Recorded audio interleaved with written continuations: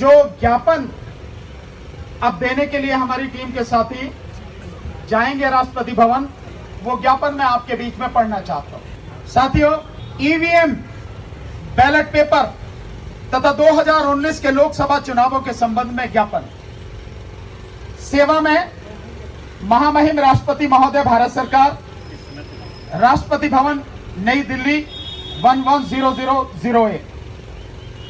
आदरणीय महामहिम जी, अभी हाल ही में संपन्न हुए 2019 के लोकसभा चुनावों की 23 मई 2019 को हुई मतगणना के बाद आए चुनाव नतीजों से इस देश की जनता सकते में है और पूरी तरह से हैरान है, क्योंकि जितनी बड़ी जीत भाजपा को मिली है, ऐसी कोई हवा देश के किसी भी कोने में भाजपा के पक्ष में नहीं बह रही थी।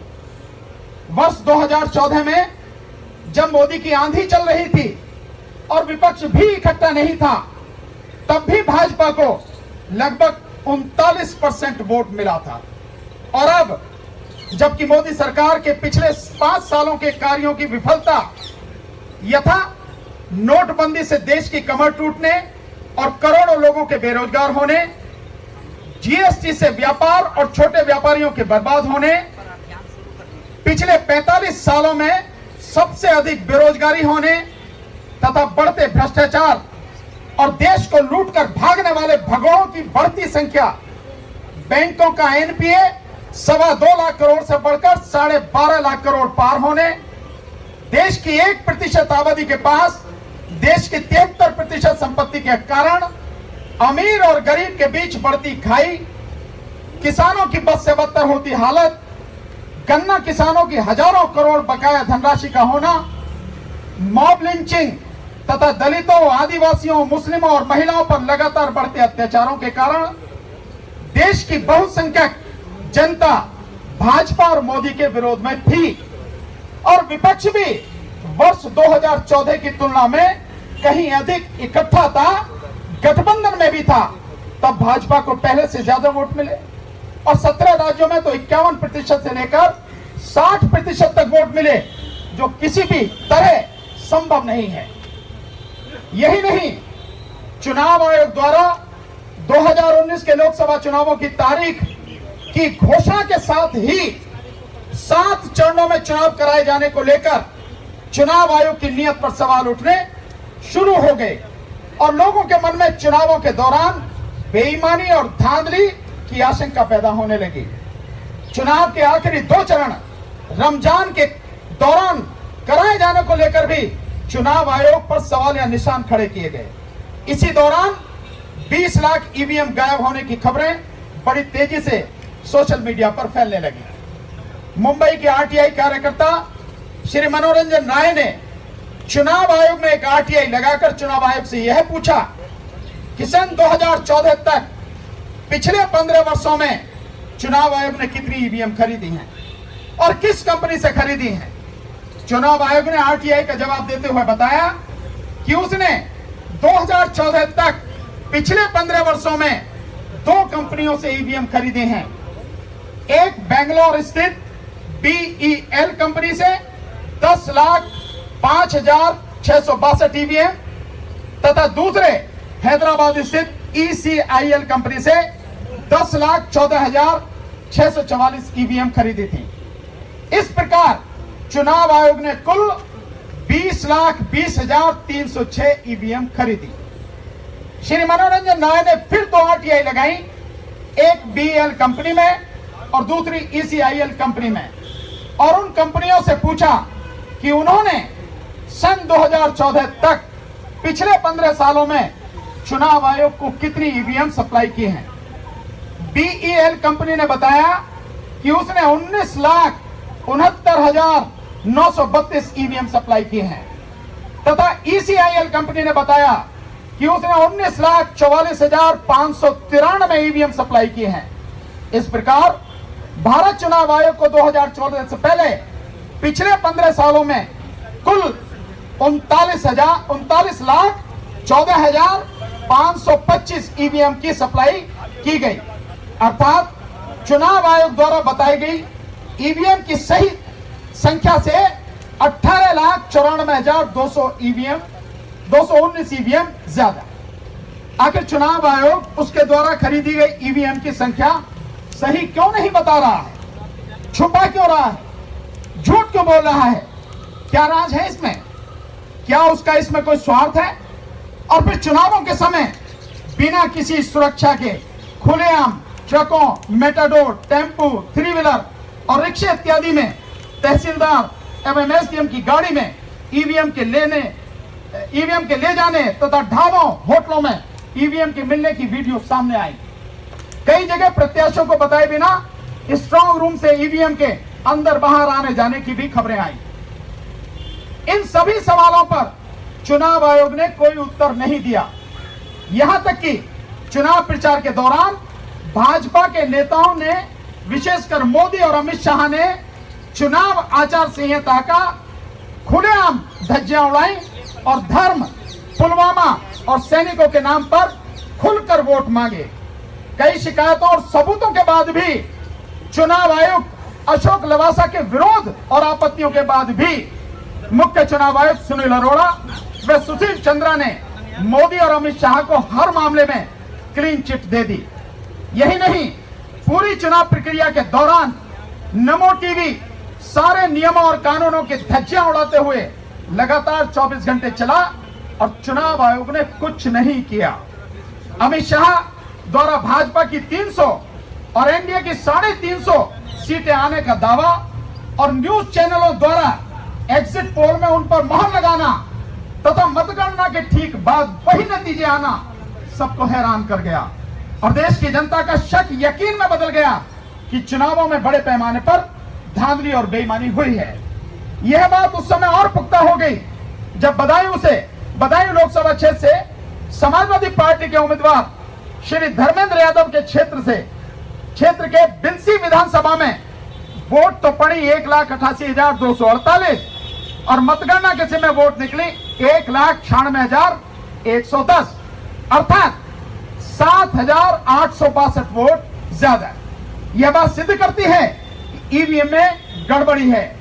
ईवीएम की इस गड़बड़ी और धांधली पर उस समय अंतिम रूप से मोहर लग गई जब चुनाव आयोग की वेबसाइट के लिए गए आंकड़ों के बाद द क्विंट पत्रिका ने यह रिपोर्ट छापी कि 373 लोकसभा क्षेत्रों में मतगणना के दौरान गिने गए वोटों की संख्या डाले गए वोटों से लगभग 8,000 से 18,000 तक ज्यादा है। द क्विंट ने इन सब के विषय में चुनाव आयोग को पत्र लिखकर पूछा, किंतु अभी तक चुनाव आयोग ने उनके प्रश्नों का कोई उत्तर नहीं दिया है। अपितु अपनी वेबसाइट से ये आंकड़े ही हटा दिए हैं। यहां पर कुछ सवाल और भी बड़े गंभीर हैं जिनका इस देश की जनता को उत्तर दिया जाना परम आवश्यक है, किंतु अभी तक उनका उत्तर नहीं दिया गया है। इनमें से एक प्रश्न जो चुनाव आयोग से ही नहीं, देश की सबसे बड़ी अदालत सुप्रीम कोर्ट से भी है। सुप्रीम कोर्ट ने सन 2013 में एक मुकदमे में यह माना था कि ईवीएम पूरी तरह सुरक्षित नहीं है और इसमें गड़बड़ी हो सकती है। फिर 2017 में श्री वामन मेश्राम के मुकदमे में सुप्रीम कोर्ट ने कहा कि आगामी चुनावों में प्रत्येक ईवीएम के साथ वीवीपैट मशीन लगाई जाए और सुप्रीम कोर्ट के आदेश पर ही भारत चुनाव आयोग ने चुनाव आयोग को लगभग 3,500 करोड़ रुपए वीवीपैट मशीनों के निर्माण के लिए दिए। मशीनें बनी, चुनावों में प्रयोग हुई। अब सवाल यह है कि जब वीवीपैट मशीनें चुनावों में ईवीएम की गड़बड़ी को रोकने के लिए बनाई गई थी और लगाई गई थी, तो उनसे निकलने वाली पर्चियों की गिनती क्यों नहीं की गई? अगर उन पर्चियों की गिनती ही नहीं करनी थी तो वीवीपैट मशीन का प्रयोग ही क्यों किया गया? यह सुप्रीम कोर्ट को सोचना है। यहां तक कि चुनाव आयोग और बाद में सुप्रीम कोर्ट द्वारा 21 राजनीतिक दलों द्वारा 50% वीवीपैट मशीनों की पर्चियों की गिनती की मांग के लिए दायर याचिका को भी खारिज कर दिया गया। जब 2019 के लोकसभा चुनावों की पूरी प्रक्रिया पहले फेज के नामांकन शुरू होने से 23 मई 2019 तक मतगणना होने तक 2 महीने 8 दिन चली और हजारों करोड़ रुपया खर्च हुआ, तो 50% वीवीपैट की मशीनों की पर्चियों की गिनती में 6 दिन और कुछ और पैसा अगर लग जाता तो क्या दिक्कत थी? आखिर ये जनता के विश्वास का विषय है। सुप्रीम कोर्ट ने प्रत्येक विधानसभा से मात्र 5 पोलिंग बूथ की वीवीपैट मशीनों की पर्चियों की गिनती का ही आदेश दिया। 21 राजनीतिक दलों ने पुनः चुनाव आयोग से निवेदन किया कि प्रत्येक विधानसभा से 5 पोलिंग बूथ की वीवीपैट मशीनों की पर्चियों और ईवीएम की वोटों की गिनती की मतगणना से शुरू में ही करा ली जाए, ताकि अगर कोई गड़बड़ी है शुरू में ही सामने आ जाए। किंतु चुनाव आयोग ने ईवीएम में गड़बड़ी की आशंका को निर्मूल साबित करने और चुनाव प्रक्रिया में देश की जनता के विश्वास को कायम रखने के लिए इतनी छोटी सी भी मांग नहीं मानी और मतगणना के अंत में प्रत्येक विधानसभा से 5-5 पोलिंग बूथ की वीवीपैट मशीनों की पर्चियों की गिनती आज तक भी नहीं कराई गई।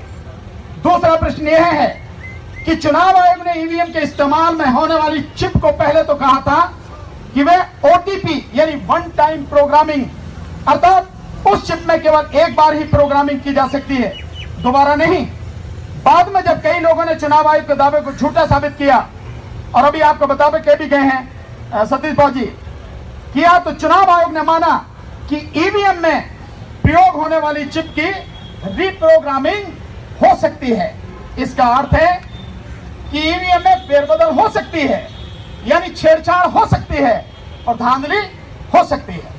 तीसरा सवाल यह है कि दुनिया के उन विकसित देशों जैसे अमेरिका, जापान, फ्रांस, जर्मनी इत्यादि जिन्होंने ईवीएम का आविष्कार किया, उसका निर्माण किया, ने ईवीएम का प्रयोग बंद करके बैलेट पेपर से मतदान को पुनः अपना लिया है, तो भारत सरकार और भारत चुनाव आयोग इसे क्यों प्रयोग में ला रहा है? जिस देश में बेईमानी और भ्रष्टाचार चरम पर हो, सरकारी तंत्र लगातार गंभीर सवालों के घेरे में हो, सरकार और सरकारी अमले ने लगातार जनता के विश्वास को धोखा दिया हो, जिस देश की आधी से अधिक आबादी अनपढ़ हो और पढ़े लिखे लोगों में भी अधिकतर ईवीएम की तकनीक को न जानते और न समझते हो, वहां ईवीएम का प्रयोग क्यों किया जा रहा है? इसे बंद क्यों नहीं किया जाता?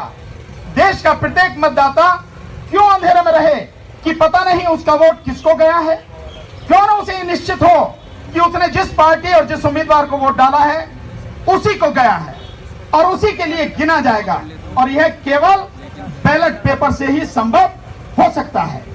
चौथा प्रश्न यह है कि ऐसा ही क्यों होता है कि वोट डाली गई कांग्रेस, सपा, बसपा या किसी अन्य पार्टी को और वह चली जाती है भाजपा के खाते में? ऐसा कभी क्यों नहीं होता कि वोट डाली जाती है भाजपा को और वह चली जाए कांग्रेस, सपा, बसपा या किसी अन्य पार्टी के खाते में? पांचवा प्रश्न यह है कि जिस कर्नाटक राज्य में भाजपा 2019 के लोकसभा चुनावों में 28 में से 26 लोकसभा जीती है, वहीं पर लोकसभा चुनावों के तत्काल बाद बैलेट पेपर के माध्यम से हुए स्थानीय निकायों के चुनावों में भाजपा की बहुत बुरी हार हुई तथा कांग्रेस और जेडीएस की भारी जीत हुई। आखिर क्यों? यही नहीं, दिसंबर 2017 में जब उत्तर प्रदेश में नगर निगमों और नगर पालिकाओं के चुनाव हुए, तो जिन 14 नगर निगमों में ईवीएम के माध्यम से चुनाव हुआ, वहां भाजपा को 14 में से 12 सीटों पर जीत मिली और इसके अतिरिक्त जिन अन्य सभी नगर पालिकाओं में बैलेट पेपर के माध्यम से चुनाव हुआ, उसमें भाजपा की करारी हार हुई। और 2017 के शुरू में ही हुए विधानसभा चुनावों में मिले वोटों के बहुत कम वोट, यानी लगभग 10 से 11% वोट कम मिले। छठा प्रश्न यह है कि चुनाव के दौरान हैदराबाद के एक सज्जन ने प्रामाणिक रूप से बताया था कि पूरे देश में वोटर लिस्ट में 5 करोड़ मुस्लिमों और 6 करोड़ दलितों की वोटें गायब हैं, और यह समाचार द वायर और एनडीटीवी इंडिया जैसे न्यूज चैनलों पर प्रमुखता से दिखाया गया था। इसमें से किसी सवाल का जवाब चुनाव आयोग ने आज तक नहीं दिया है। क्या उपरोक्त वर्णित सभी बातें यह सुनिश्चित करने के लिए पर्याप्त नहीं है कि भारत में ईवीएम के माध्यम से चुनाव कराना तत्काल बंद किया जाए और केवल बैलेट पेपर के माध्यम से ही इस देश में भविष्य में कोई भी चुनाव कराए जाएं।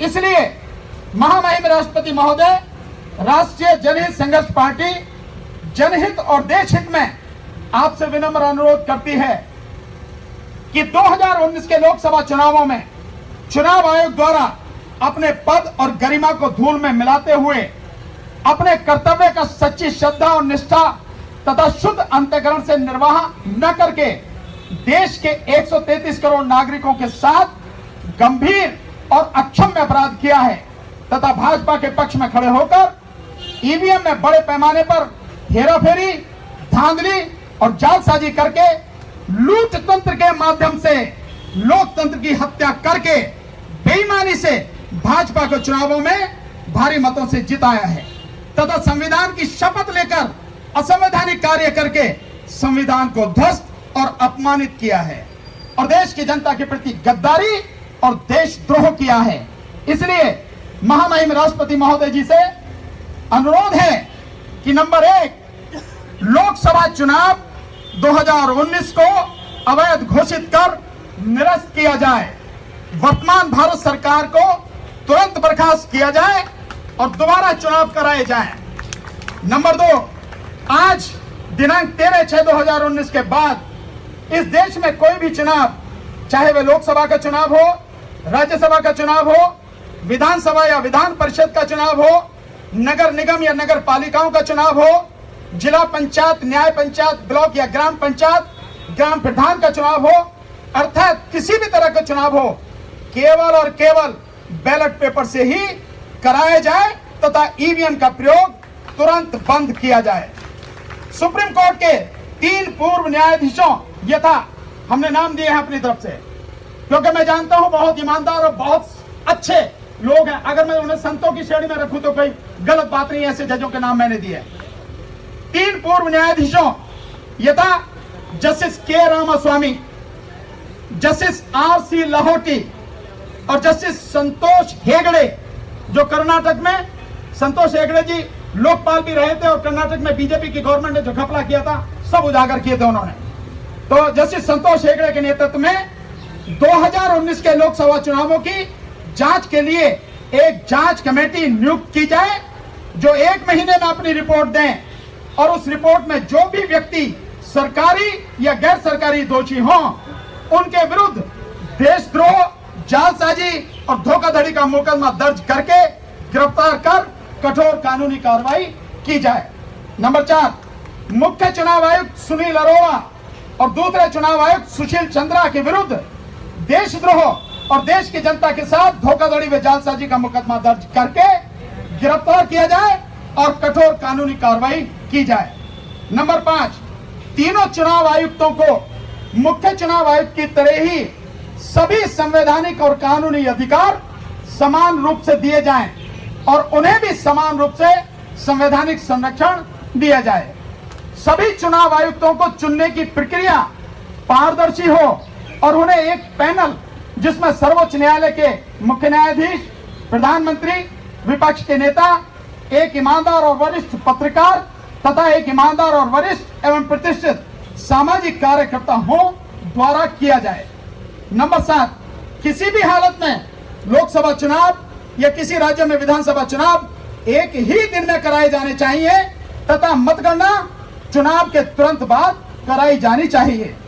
आधार कार्ड को मतदान पहचान पत्र के साथ में जोड़ा जाना चाहिए। इस बात की अभेद्य सुरक्षा सुनिश्चित की जाए कि किसी भी व्यक्ति का वोटर आई कार्ड बने बिना नहीं रहे और किसी की भी वोट कटे नहीं या किसी की भी वोट 2 या उससे अधिक बार अधिक स्थानों पर न बने। और आखिर में लोकसभा, विधानसभा, नगर निगम, नगर पालिका, न्याय पंचायत, नगर पंचायत, जिला पंचायत और ग्राम प्रधानों के लिए एक समान ही या यूं कहें कि एक ही वोटर लिस्ट होनी चाहिए, अलग अलग नहीं। धन्यवाद। भानु प्रताप सिंह, राष्ट्रीय अध्यक्ष। ये ज्ञापन है जो हम देने जा रहे हैं। हो सकता है जो सुझाव आए हैं बहुत अच्छे सुझाव हैं, लेकिन हमने कोशिश करी है कि जो लड़ाई है उस लड़ाई के हिसाब से जो मांगे हैं बिना किसी डर के। कोई ये समझता हो कि इलेक्शन कमीशन कुछ है, इलेक्शन कमीशन नौकर है, इंग्लिश में वर्ड है पब्लिक सर्वेंट। पब्लिक सर्वेंट मतलब पूरे देश की जनता का नौकर है वो। कोई भी हो, देश की जनता का नौकर है, क्योंकि देश का जो संविधान है वो सबसे पहले यही कहता है, हम भारत के लोग, we the people of India. इसका मतलब हम है ताकत, असली शक्ति हम है, हमारे लिए काम करना है। और वो बाकी जो काम कर रहे हैं, चाहे कोई भी हो नीचे से ऊपर तक, सब इस जनता के नौकर हैं। और अगर वो सही काम नहीं करेंगे तो जनता उन्हें उखाड़ के फेंक देगी, अच्छे लोगों को बिठाएगी।